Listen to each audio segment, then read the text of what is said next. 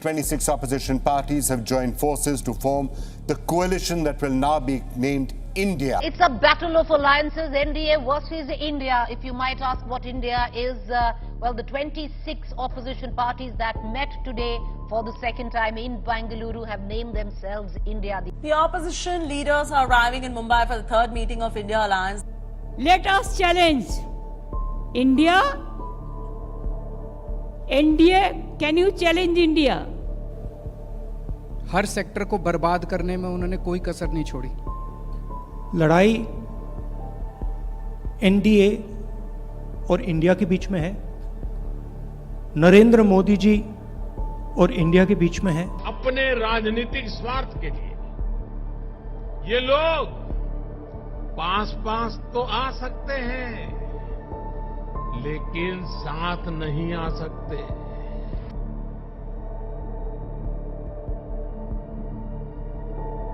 Hello everybody. 2014 और 2019 के महागठबंधन के फेलियर के बाद ऑपोजिशन का महागठबंधन 3.0, जिसका नाम है Indian national developmental inclusive alliance, को लॉन्च कर दिया गया है, जिसके मेंबर्स में से शामिल है आम आदमी पार्टी, कांग्रेस, केरला के सीपीआई, तमिलनाडु की डीएमके, वेस्ट बंगाल की तृणमूल कांग्रेस, बिहार की जेडीयू और आरजेडी, कश्मीर की पीडीपी और जेकेएनसी और इसी के साथ कई सारी रीजनल पार्टीज। इस अलायंस का प्राइमरी ऑब्जेक्टिव है मोदी लेड बीजेपी गवर्नमेंट को पावर से हटाना। ये अलायंस थोड़ा अजीब सा इसलिए है क्योंकि इससे पहले तो ये सारे अपोजिशन लीडर्स एक दूसरे को ही टारगेट किया करते थे। The violence that takes place in Bengal, you know, the scams, the Sharda scams that have taken place. Congress खत्म हो गई है, उनके प्रश्नों को लेना बंद कर दीजिए। अब झाड़ू के सबसे बड़े नेता आतंकवादी के घर में आपको मिल सकते हैं। Mamata said that Rahul Gandhi is BJP's biggest asset. आणि राहुल गांधी दुर्दैवाने होत तर नाहीत। माझं तर म्हणणं आहे की आयुष्यात हा नालायक तारटा देशाचा पंतप्रधान होऊ शकत नाही, होऊ शकणार नाही, आम्ही त्याला होऊ देणार नाही। अब ये सारी पार्टीज मिलके भी बीजेपी को पावर से हटाने में सक्षम क्यों नहीं है, और ये जाने अनजाने में ऐसी क्या चीजें कर रहे हैं जिसकी वजह से इनके लिए जनरल इलेक्शंस में जीतना ऑलमोस्ट इम्पॉसिबल हो चुका है। आज की वीडियो में इसी को थोड़ा डिटेल में समझने की कोशिश करेंगे। तो चलिए सबसे पहले इस अलायंस की सबसे बड़ी पार्टी की बात कर लेते हैं, जो कि कांग्रेस। देखिए, कांग्रेस के लिए तो उनके हमेशा से prime minister candidate Rahul Gandhi रहे। नेपोटिज्म वर्ड का तो हम सभी ने सुना ही है कि कैसे अनटैलेंटेड लोगों को ज़्यादा अपॉर्चुनिटीज़ मिलती है डिजर्विंग और हार्ड वर्किंग लोगों से। राहुल गांधी इसी तरीके के नेपोटिज्म के एक प्राइम एग्जाम्पल है। अपने करियर के दौरान उन्होंने कांग्रेस को एक मेजर इलेक्शन नहीं जितवाया, बल्कि 2019 जनरल इलेक्शंस में जो अमेठी की सीट थी, जो कि कांग्रेस के पास 1991 से मौजूद थी, वो भी ये स्मृति ईरानी से हार जाते हैं। इन सब के बावजूद इन्हें मेन प्राइम मिनिस्टर कैंडिडेट की तरह दिखाया जाता है बार बार। इन सब के बावजूद इन्हें वर्ल्ड की सबसे प्रेस्टीजियस यूनिवर्सिटीज़ में डेमोक्रेसी और पॉलिटिक्स पे स्पीच देने के लिए भी इन्वाइट किया जाता है। इन स्पीचेस में राहुल गांधी कई बार इंडिया की बुराई करते हुए दिखते हैं और साथ ही साथ यूएसए और यूरोप को इंडिया के इंटरनल अफेयर्स में इंटरवेंशन करने को भी कहते हैं, ये जानते हुए भी कि इन रिलेशंस का एक लंबा ट्रैक रिकॉर्ड रह चुका है गवर्नमेंट इंटरवेंशन का और सरकारी गिराने का। हाल ही में उन्होंने यूएसए में एक टूर की थी, जहाँ पे उन्होंने अपनी एक स्पीच के दौरान ये कहा था, This happens periodically in India. What is happening, for example, to the Muslim community in India today happened to the Dalit community in the 80s. If you went to UP in the 80s, the Dalit community, what is happening with the Muslims was happening with the Dalits. अब ये बिल्कुल भी sense नहीं बनाता क्योंकि 1980s के time पे India में कांग्रेस की ही गवर्नमेंट रूल कर रही थी। इस स्पीच के बाद तो AIMIM के लीडर असदुद्दीन ओवैसी भी राहुल गांधी पे चिढ़ गए और उन्होंने उसके बारे में ये कहा। तो आपने कह दिया कि 1980 में यही हाल दलित और सिखों का भी हुआ था, तो 1980 में राहुल गांधी नहीं जानते कि यूपी में सरकार उनकी थी तो हाशिमपुरा हुआ, मलियाना हुआ। 1980 में उन्हीं की पार्टी की सरकार थी तो दिल्ली का मैसेकर हुआ। अपनी दूसरी स्पीच में राहुल गांधी कहते हैं कि इंडियन यूनियन मुस्लिम लीग एक सेक्युलर पार्टी है। Muslim League is a completely secular party. Right. There's nothing non-secular about Muslim League. Indian union Muslim league के बारे में अगर आपको बताऊं तो ये ऑल इंडिया मुस्लिम लीग का पार्ट थी पार्टीशन से पहले, जिसे मोहम्मद अली जिन्ना ने क्रिएट किया था। और by the way, Muslim league India alliance का भी पार्ट है और साथ ही साथ कांग्रेस के साथ कोएलिशन में भी है केरला स्टेट में। मुस्लिम लीग शरिया को इम्प्लीमेंट करना चाहती है और कहती है कि शरिया को अपोज करना एक बहुत बड़ी गलती होगी। इसके साथ उन्होंने UCC, CAA और NRC को भी काफ़ी अपोज किया था। साथ ही साथ इन्होंने चाइल्ड मैरिजेस के बैन को भी अपोज किया था। इसी के साथ लड़कियों की मैरिज एज जो 18 से 21 करने का डिसीजन था, उसे भी काफ़ी अपोज किया था। इन सब बातों से आप समझ सकते हैं कि ये कितनी सेक्युलर पार्टी हो सकती है। वापस आते कांग्रेस पे, क्योंकि मैं थोड़ा गुस्से में इधर उधर निकल जाता हूँ। कांग्रेस ने हाल ही में हमास को सपोर्ट किया था इजराइल हमास वॉर में। The India alliance leaders have expressed their solidarity with Palestinians and have condemned Israel's bombing of Gaza. ये जानते हुए भी कि इजराइल ही वो देश था जिसने 1971 और 1990 वॉर में इंडिया की हेल्प की थी, वही पैलेस्टीन और अरब नेशंस एज यूजुअल पाकिस्तान को हेल्प कर रहे थे। ये इतनी सरप्राइजिंग बात नहीं है कि ये विक्टिम्स को ही ब्लेम करें। याद कीजिए 2008 में जब मुंबई में टेररिस्ट अटैक हुआ था, तो कांग्रेस के लीडर्स ने पाकिस्तान को ब्लेम करने के बजाय आरएसएस को दोषी ठहराना शुरू कर दिया था, ये कहते हुए कि पाकिस्तान का इसमें कुछ दोष नहीं है और आरएसएस ने ये अटैक खुद के लोगों पे करवाया। और nowhere in Mr. Mushrif's book you will see the involvement of the Pakistani terrorists in 26/11. Congress ने आर्टिकल 370 के एब्रोगेशन को भी काफी अपोज किया था। उन्होंने यहां तक कह दिया था कि कश्मीर इंडिया का इंटरनल मैटर है ही नहीं। 1948 से 1948 में जहां यूनाइटेड नेशंस की मॉनिटरिंग हो रहे हैं वो क्या इंटरनल मामला है? नंबर 1। शिमला एग्रीमेंट, लाहौर समझौता हम लोग किए थे, वो क्या इंटरनल मामला थे? ये बायलैटरल। कुछ दिन पहले जयशंकर जी पोम्पियो जी को कहा कि ये हमारा बायलैटरल मामला है, आप इसमें दखल अंदाज मत करो। तो फिर उसके बाद भी क्या जम्मू कश्मीर इंटरनल मामला हो सकता है? हम में से कई लोग ये भी जानते हैं कि कांग्रेस की वजह से कश्मीर का इशू आज तक सॉल्व नहीं हो पाया, क्योंकि जवाहरलाल नेहरू ने इंडियन आर्मी को एडवांस करने से रोक दिया था और ये मामला यूएन ले गए। देखिए, कांग्रेस की मेन आइडियोलॉजी है माइनॉरिटी अपीसमेंट और एंटी हिंदू एटीट्यूड्स, जिसमें वो मेजॉरिटी वोटर्स को खुश करने के बजाय माइनॉरिटीज़ को खुश करने में रहते हैं और उन्हें खुश करने के लिए इंपॉर्टेंट डिसीजंस को भी अपोज करते रहते हैं। एक एग्जाम्पल के तौर पे लूँ तो जब CAA और NRC का बिल पास करवाया जा रहा था, तभी कांग्रेस ने इसे काफ़ी अपोज किया था। जब भी सुप्रीम कोर्ट ने ट्रिपल तलाक पे बैन लगाया था, तभी कई मुस्लिम पार्टीज ने इसे अपोज किया था और साथ ही साथ कांग्रेस भी इस अपोज में लग गई थी। कांग्रेस ने तो यहाँ तक कह दिया था कि अगर वो पावर में आती है तो ट्रिपल तलाक को वापस ले आएंगे। और मैं आप लोगों से वादा करती हूँ कि कांग्रेस की सरकार आएगी 2019 में और हम इस ट्रिपल तलाक कानून को खारिज करेंगे। साथ ही साथ इन्होंने कई एंटी नेशनल लोगों को भी सपोर्ट किया।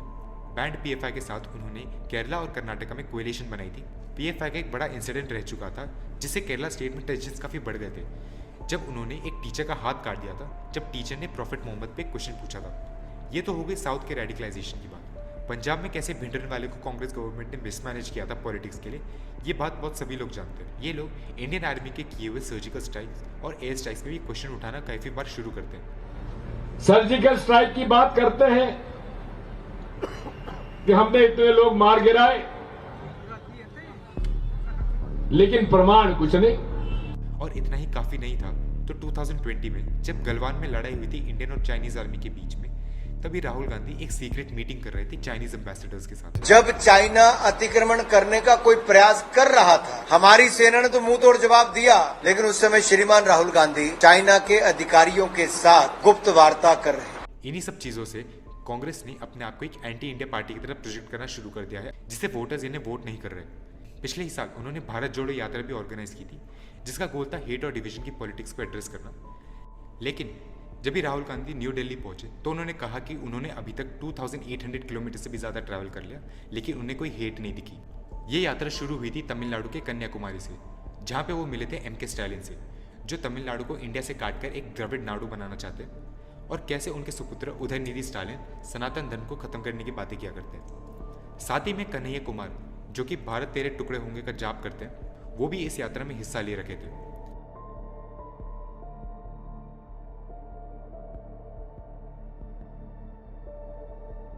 चलिए तो बात करते हैं इस अलायंस की दूसरी सबसे बड़ी पार्टी की, जो कि है आम आदमी पार्टी, जो हाल ही में कई करप्शन केसेस से जूझ रही है। और ये बहुत सीरियस बात है। ऐसा नहीं कि ये पहली पार्टी है जिसपे करप्शन के चार्जेस लगे, लेकिन इसलिए क्योंकि इस पॉलिटिकल पार्टी को बनाया ही करप्शन को काउंटर करने के लिए था। 2011 में जब बड़े बड़े स्कैम्स निकल के सामने आ रहे थे, जैसे 2G स्पेक्ट्रम स्कैम, कोल एलोकेशन स्कैम, तभी अन्ना हजारे नाम के एक एक्टिविस्ट ने एंटी करप्शन मूवमेंट स्टार्ट की थी दिल्ली में भूख हड़ताल करके। इस मूवमेंट का गोल था जन लोकपाल बिल को पास करवाना, जिसके तहत लोकपाल नाम की एक इंडिपेंडेंट बॉडी एस्टैब्लिश की जाएगी, जो इन सारे करप्शन केसेस को अनबायस्ड तरीके से इन्वेस्टिगेट करेगी 1 साल के अंदर। जन लोकपाल का idea Hong Kong independent commission against corruption के आइडिया से काफ़ी इंस्पायर्ड था। अब इस मूवमेंट के बाद जब आम आदमी पार्टी बनी, तो 2015 के इलेक्शन में इन्हें पब्लिक का बहुत सपोर्ट मिला क्योंकि इस पार्टी के कई मेंबर्स अन्ना आंदोलन में भी शामिल थे। आम आदमी पार्टी के करप्शन केसेस पे नजर डालने की कोशिश करें तो सबसे पहले मनीष सिसोदिया का लिकर स्कैम सामने आता है।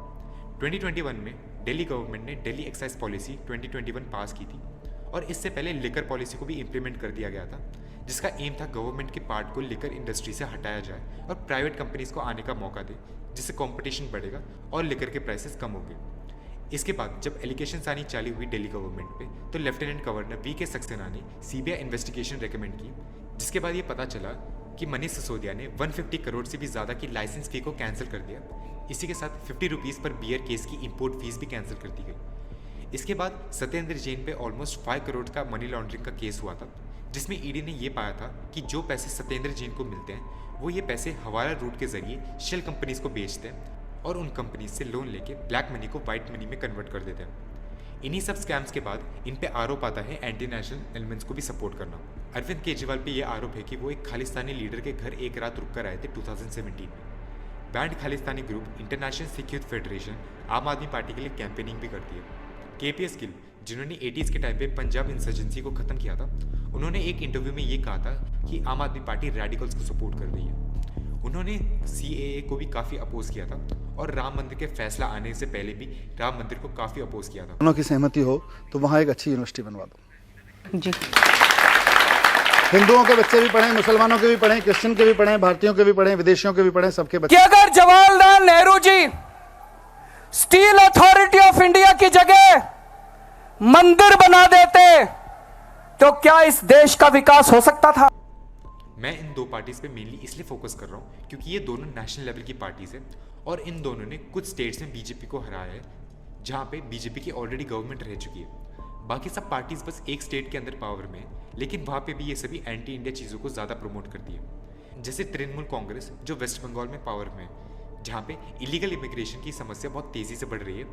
जनवरी 2021 से जून 2022 के बीच में 60 से भी ज़्यादा कम्युनल क्लैशेस देखने को मिले हैं इसी वजह से। हाल ही में हुआ पंचायत इलेक्शन पोल वायलेंस भी इसी का लेटेस्ट एग्जाम्पल है, जहाँ पे 45 से भी ज़्यादा लोगों की मौत हुई थी। तमिलनाडु में जाए तो वहाँ DMK पावर में। DMK के लीडर MK स्टैलिन तमिलनाडु को इंडिया से हटाकर एक अलग द्रविडिस्तान बनाना चाहते हैं। समाजवादी पार्टी जो कि यूपी में, उनका तो वैसे भी कोई चांस नहीं बनता योगी जी के सामने क्योंकि रिजल्ट्स क्लियर दिख रहे हैं हमें। साउथ में वापस आए तो हैदराबाद में AIMIM जिसके लीडर है असदुद्दीन ओवैसी, जिसके बारे में सभी जानते हैं। 2013 में उनके भाई अकबरुद्दीन ओवैसी ने ये कहा था, हम 25 कौड़ है ना, तुम 100 कौड़ है ना, ठीक है, तुम तो हमारे से इतने ज्यादा है, 15 मिनट के लिए पुलिस को हटा लो, बता देंगे किसमें हिम्मत है, कौन ताकत है।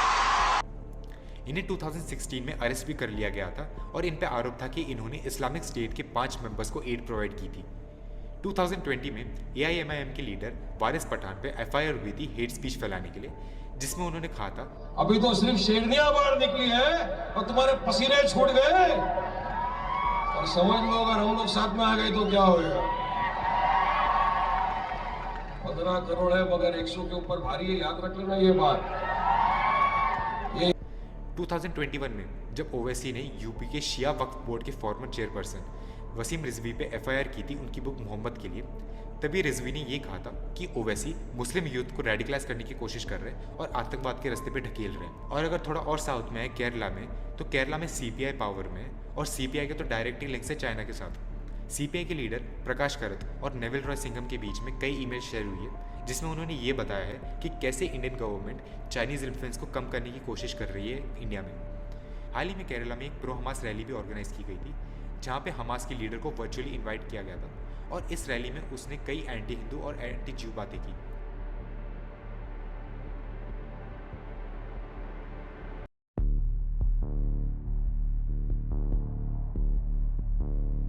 देखिए, एक हेल्दी डेमोक्रेसी के लिए एक पावरफुल ऑपोजिशन का होना बहुत ही ज़्यादा इंपॉर्टेंट है।